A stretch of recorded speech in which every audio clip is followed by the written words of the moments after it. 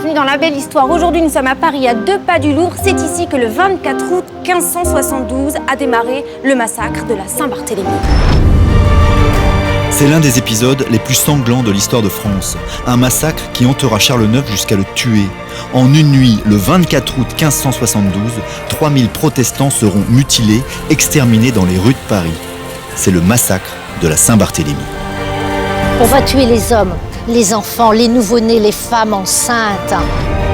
La première histoire de notre émission va répondre à une question très simple. Ce jour-là, auriez-vous pu sauver votre peau? Et ceux qui s'en sont sortis, comment ont-ils fait? La deuxième histoire de cette émission vous fera jeter un regard nouveau sur la tour Saint-Jacques. C'est ici que le plus grand des alchimistes aurait trouvé le secret de la pierre philosophale, celle qui change le plomb en or. Il s'appelle Nicolas Flamel et même Harry Potter parle de lui. Dans certains cas, Flamel est un suppôt de Satan, dans certains cas c'est un dieu, dans certains cas il est immortel, des fois il est riche, des fois il est pauvre, en fonction de l'envie qu'on en a. Avec Myriam Bounafa, avec François Reinhardt. La tour Saint-Jacques et ses grands mystères. Pouvait-on survivre à la Saint-Barthélemy? La Belle Histoire à Paris, c'est parti.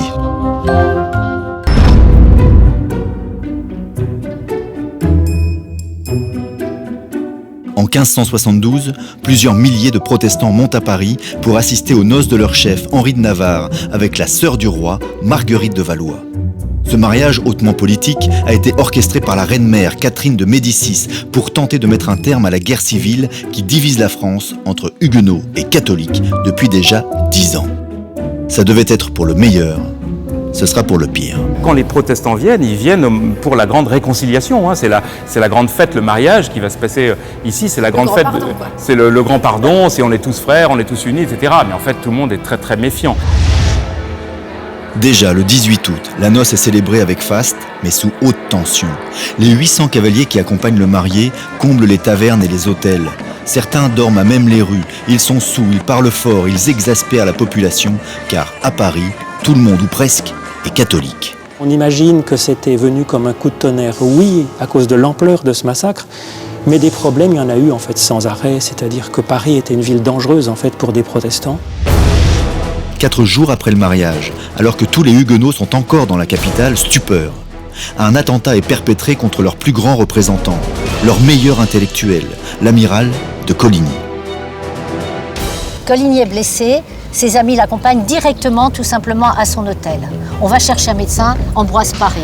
Le roi arrive effectivement avec ses gardes voir ce qui se passe directement dans son hôtel. Pourquoi c'est grave? C'est grave parce que c'est le chef, c'est le représentant tout simplement des protestants, c'est le chef des protestants. Les Parisiens étaient catholiques, un roi, une loi, une seule foi, la foi catholique.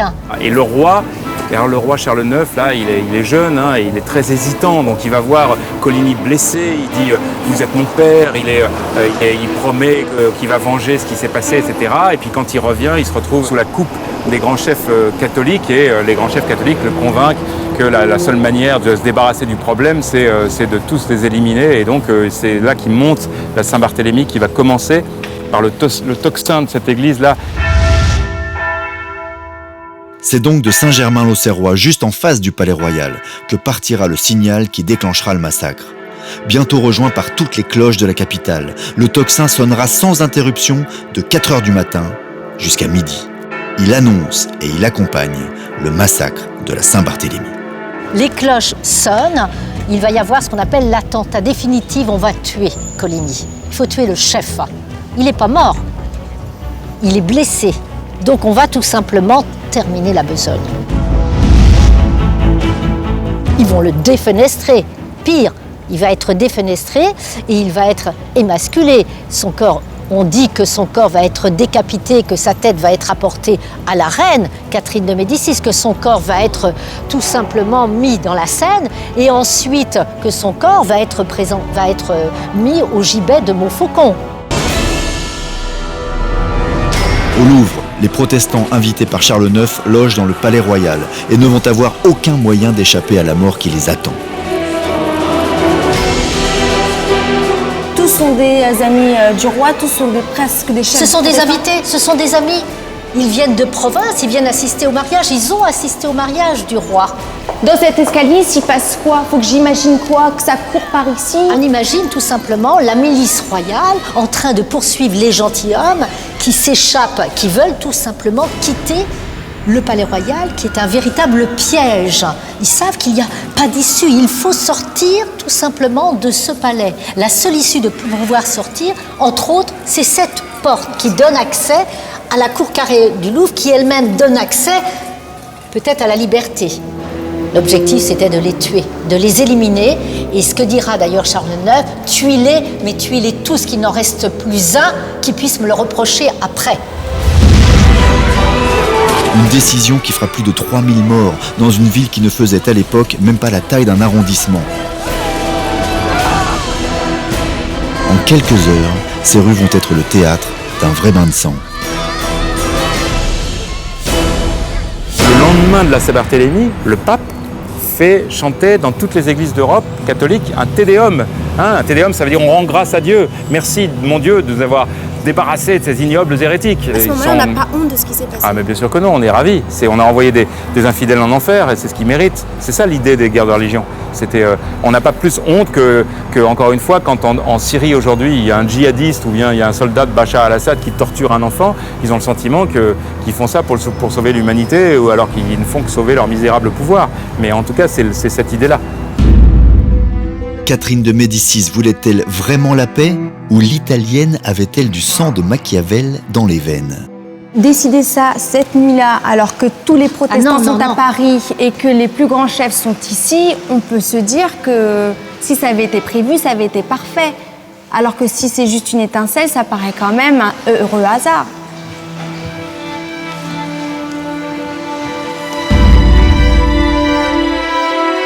On ne peut pas savoir. Hein. Moi, je ne peux pas savoir. C'est difficile à dire. C'est difficile à dire. Ah, peut-être, moi, je pense comme ça, à vue de nez, je dirais. C'est plus... c'est un coup d'aubaine. Ils se sont dit, voilà, en fait, un éclair, disant, en fait, tous les protestants sont là dans Paris, il n'y a qu'à fermer les portes et les tuer.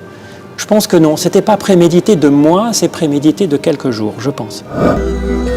Ce tableau est la plus célèbre représentation du massacre. C'est surtout un véritable témoignage, puisqu'il fut peint par l'un des rares survivants de cette nuit sanglante, François Dubois, protestant et seul rescapé de sa famille. Il n'y a aucun point de fuite. Regardez comment ce tableau est composé. Il n'y a pas d'échappatoire. Il y a même une femme enceinte. Il y a des enfants qui tuent des enfants. Il y a des nouveau-nés qui sont tués. C'est sordide. Vous vous rendez compte, les Parisiens eux-mêmes s'entretuent. Pour se reconnaître entre eux, les catholiques portent un brassard blanc. Pour espérer leur échapper, les protestants doivent à tout prix sortir du piège qui s'est refermé sur eux, Paris. Alors c'est très difficile de s'échapper parce que Paris avait une muraille et le roi a fait fermer les portes. Maison après maison, il y a un quadrillage qui a été fait pour fouiller chaque maison et essayer d'arrêter chaque protestant qui était dans Paris. Et rapidement, Charles IX envoie un ordre dans toute la France d'arrêter les protestants et éventuellement de les massacrer si possible. Et par conséquent, même sortant de Paris, c'était le plus difficile. Dans Paris, sortir de Paris, mais c'était pas gagné après. La Seine est rouge de sang. Elle est effectivement, il y a tellement de cadavres sur la Seine qu'il est dit qu'on pouvait traverser la Seine tout simplement à pied en marchant sur les cadavres. C'était une véritable horreur, un véritable carnage. Et Charles IX, sachant qu'il y a un échappatoire possible aussi par la Seine, va précisément tout près d'ici tirer à l'arquebuse sur effectivement ceux qui arrivent à s'échapper. Donc lui-même va prendre part au massacre. Ah oui. Cette violence ne va pas s'arrêter au bout d'une nuit, mais après plusieurs jours, voire plusieurs mois. Les massacres s'étendent au reste de la France, au rythme où se propage la nouvelle. Pour échapper au fanatisme des ultras, les protestants pourchassés de toutes parts vont parfois bénéficier d'un secours inattendu. Il y a un noble monsieur, c'est marrant, lui, il était chez lui, et il a un ennemi. Il se battait pour une question de domaine, de territoire, de quelque chose. C'est son ennemi qui vient avec ses deux secrétaires armés chez le noble protestant et qui lui dit « Suivez-nous ». Lui, il se voit déjà mourir. eh bien le noble catholique va le faire sortir, bien connu comme bon catholique, va le faire sortir sous la menace de l'arme, sortir de Paris, il lui dit ben maintenant vous êtes libre. Il n'y croyait pas. Vous voyez, donc il y a eu aussi spontanément des bons catholiques qui pensent à leur ennemi protestant pour les sauver. Les nobles qui sortiront vivants de cet enfer se comptent sur les doigts d'une main. C'est aussi et uniquement grâce à l'aide d'un ami catholique que Duplessis-Mornay, grand théologien et homme de confiance de Coligny, réussira à s'enfuir au moment où la milice vient le chercher. Il va se cacher entre deux toits, donc il passe par la fenêtre, il va entre deux toits se cacher. Bon, alors ensuite il se dit qu'est-ce que je fais. Et donc il est parti, il s'est dit je vais aller en fait chez mon notaire, un notaire catholique, bien catholique. Voilà, c'était ça qu'il fallait faire en fait. Ce sympathique notaire lui dit d'accord, je vais vous protéger. Il le déguise en clerc de notaire et puis il le met aux écritures dans son open space avec plein de clercs qui grattent des papiers. Et il reste comme ça un jour, une nuit, protégé grâce à ce subterfuge. Toujours avec l'aide de son notaire, Duplessis-Mornay parviendra à sortir de Paris et à s'enfuir en Angleterre. Il reviendra en France quelques années plus tard au service d'Henri de Navarre. Marqué par le massacre de la Saint-Barthélemy, Duplessis-Mornay mettra toute son intelligence au service de la paix religieuse, influençant largement la politique de tolérance du futur roi qui aboutit en 1598 à la signature de l'édit de Nantes. Henri de Navarre, qui deviendra, donc tu m'as dit Henri IV, qu'est-ce qu'il est devenu ?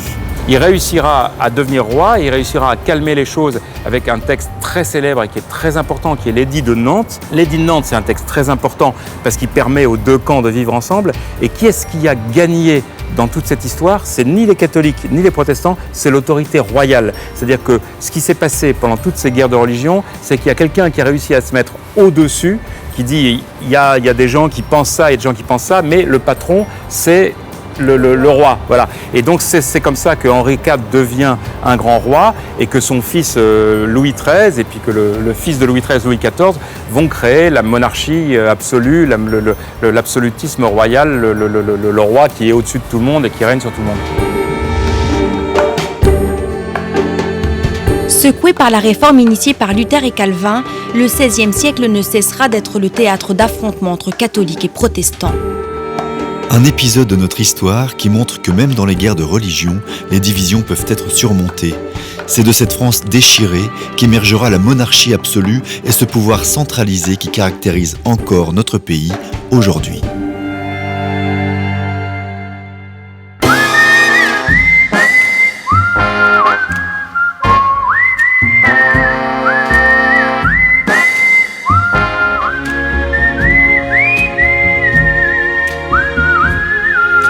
Pour bien suivre la deuxième histoire de cette émission, il va falloir réveiller le Harry Potter qui sommeille en vous. Nous sommes ici à la Tour Saint-Jacques pour tous ceux qui ont rêvé de transformer le plomb en or.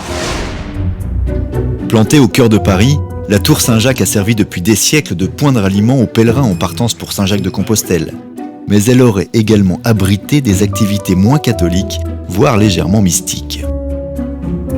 Alors là, on est au pied d'une des tours les plus centrales de Paris. À quoi elle sert cette tour? Alors pour le comprendre, on va se replacer dans le Paris de la fin du Moyen-Âge, ça veut dire 14e, 15e siècle. Ici, c'est le quartier de la boucherie. Les bouchers, ils sont riches et ils veulent avoir leur église et donc ils font bâtir au tout début du 15e siècle une église qui s'appelle l'église Saint-Jacques, qu'on appelle Saint-Jacques de la Boucherie.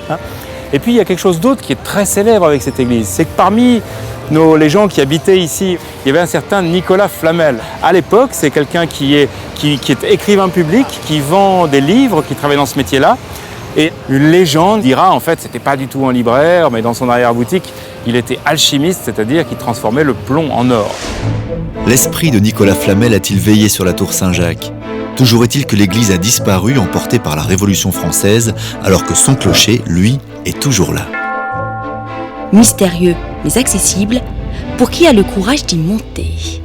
Bonjour. Bonjour. Rémi Rivière, c'est vous que j'ai au téléphone. Tout à fait. On va Soyez la découvrir. bienvenue. Oh, merci. C'est haut, hein? 300 marches, 16 étages actuels. Et l'ascenseur est en panne, j'imagine. Oui, on l'a demandé, vous savez, l'administration, c'est ce que c'est.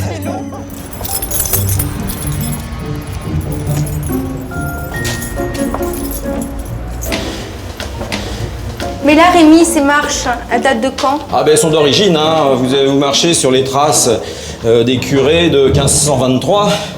Nous arrivons au 3e niveau. Oh, c'est joli. Ça y est, on commence à avoir une petite vue sur Paris, mais vous allez voir, c'est rien comparé à ce qu'il y a à côté, enfin à ce qu'il y a au-dessus. Enfin, c'est déjà pas mal, on voit le Sacré-Cœur, on voit le centre Georges Pompidou. En face de vous, la rue Nicolas Flamel, justement. Laquelle, celle-ci? C'est celle-ci, en face, il habitait là. Viens voir, viens voir. Regarde comme c'est beau. On est dans le clocher, enfin ce qu'il en reste. Beaucoup de personnes racontent que c'est le Nicolas Flamel qui a fabriqué la tour Saint-Jacques. Or, il était mort 100 ans avant. Nicolas Flamel, grand architecte de Paris, un fantasme de plus suscité par ce personnage qui aura su faire parler de lui. Mais alors qui était-il vraiment ? En réalité, un simple copiste qui fit en 1370 un bon mariage avec une certaine Dame Pernelle. On a vraiment affaire à ces gens qui font le bien autour d'eux et qui le font, je dirais, avec un peu d'ostentation. Il est si riche et avec un côté un peu mystérieux qu'on dit qu'il n'a pas pu faire autrement que de trouver la pierre philosophale. Autrement dit, Nicolas Flamel aurait fait fortune en découvrant la matière permettant de changer le plomb en or. Ah ben, un alchimiste, c'est celui qui, enfin pour Nicolas Flamel, sait transformer le plomb ou tout autre métal commun en métal précieux, c'est-à-dire en or de préférence. Aujourd'hui, vous savez, vous allez acheter un billet du loto ou quelque chose comme ça, vous prenez un bout de papier et vous espérez qu'il va se transformer en or. Il n'y a rien de bien différent. Les hommes ont toujours eu le mythe de vouloir gagner beaucoup d'argent. La jalousie serait-elle donc à l'origine de la légende de l'alchimiste ? Quelques siècles plus tard, Gérard de Nerval ira même jusqu'à imaginer dans une pièce de théâtre Nicolas Flamel commercer avec le diable en haut de la tour Saint-Jacques. Et là, on a entrepris l'ascension jusqu'en haut. Ah oui, on a 160 marches d'un seul coup. Faut prévenir ce genre de choses, là, Rémi, hein. Oui, mais vous parlez tout le temps, là. Attention. Oh là là.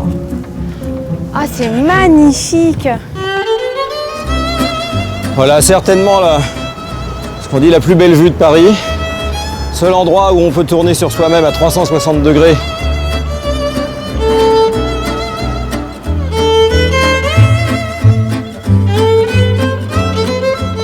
Alors ça, c'est la rue Nicolas Flamel. L'auberge, elle est où par rapport à ici? L'auberge de Nicolas Flamel, elle est, quand vous remontez à droite par là, vous retombez dans la rue Saint-Martin, voilà, c'est pas très C'est loin. pas très précis tout ça, Mais Rémi. non. On va y aller, nous, après.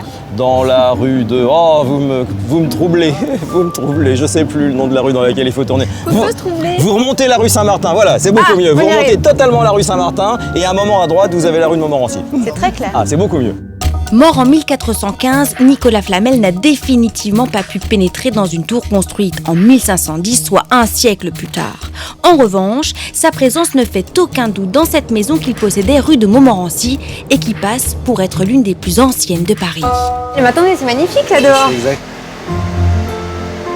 Et c'est là où Nicolas Flamel a vécu. Exactement. C'est le N de Nicolas. Oui. Et il y a un F de Flamel. F de Flamel, elle est juste là. F de Flamel. Ça, c'est un F. Oui, Ici, c'était aussi son laboratoire. exactement. Et qu'est-ce qu'il y faisait?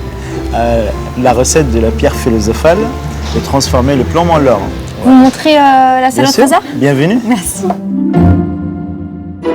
Selon Alan Giam, l'aubergiste actuel, Nicolas Flamel aurait été le seul à avoir les clés de cette cave et le seul à y descendre régulièrement.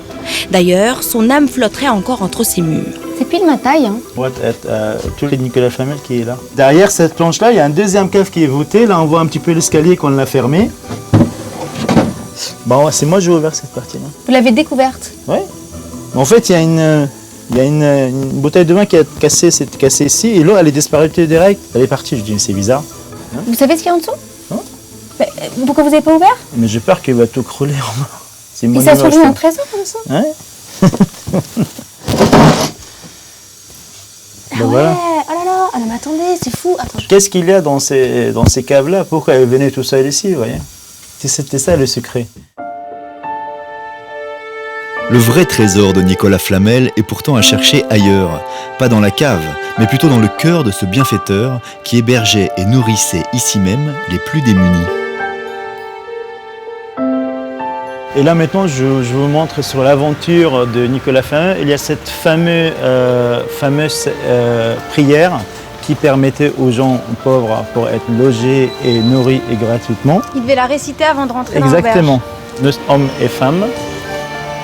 Laboureur, demeurant au porche de cette maison qui fut faite en l'an de grâce 1407, sommes tenus chacun en droit de dire tous les jours une pater et un Ave Maria en priant Dieu que sa grâce fasse pardon aux pauvres pécheurs qui trépassent. Amen. Amen. Amen. Un siècle après sa mort, la découverte d'un faux manuscrit d'alchimie, prétendument écrit par Nicolas Flamel, va alimenter la légende de plus belle, lui permettant de traverser les siècles jusqu'à faire de lui l'alchimiste de référence dans la saga Harry Potter. Je le savais, criait Hermione.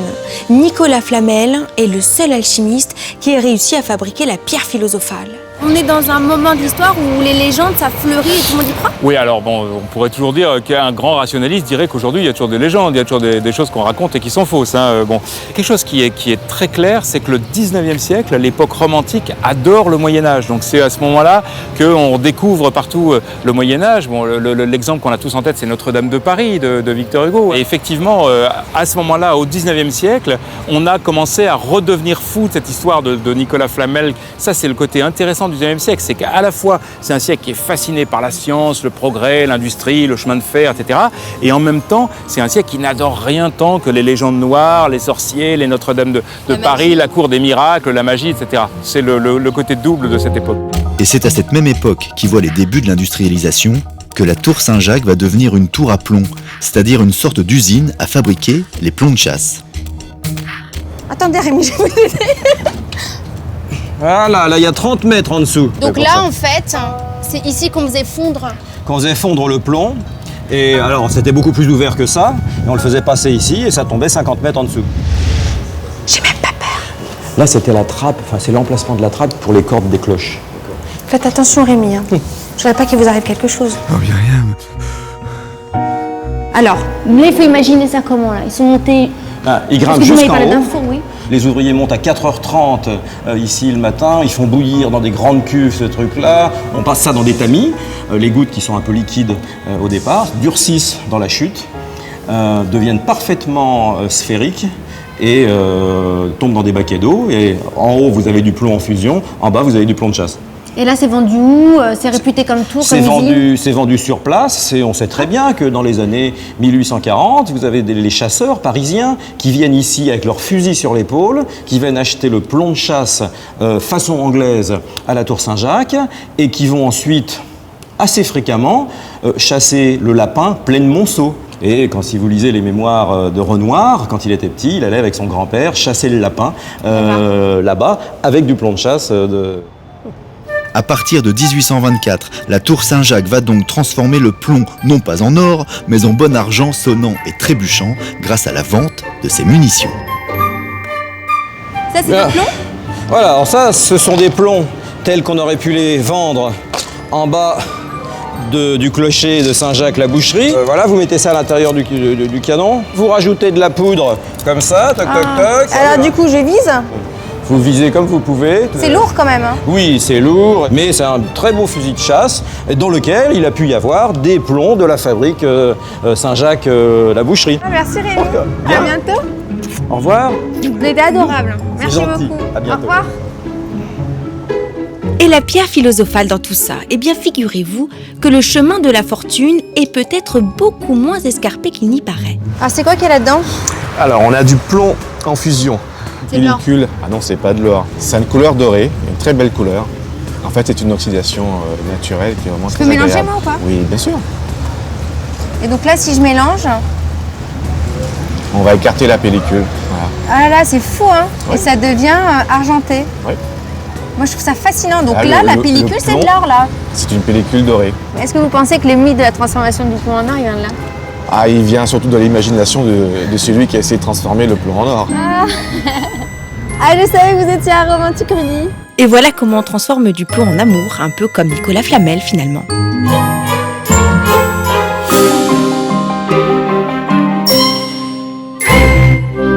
mauvaise langue le trouvait trop généreux pour être honnête, alors qu'en réalité, Nicolas Flamel fondait déjà des sortes de restos du cœur il y a plus de 500 ans. La rumeur l'a dit alchimiste et finalement l'a rendu quasiment immortel. Si vous passez par la rue de Rivoli, pensez au massacre de la Saint-Barthélemy. Puis ici, Tour Saint-Jacques, Chiné, vous trouverez peut-être du plomb, voire de l'or. La prochaine fois, un lieu, deux histoires. Salut!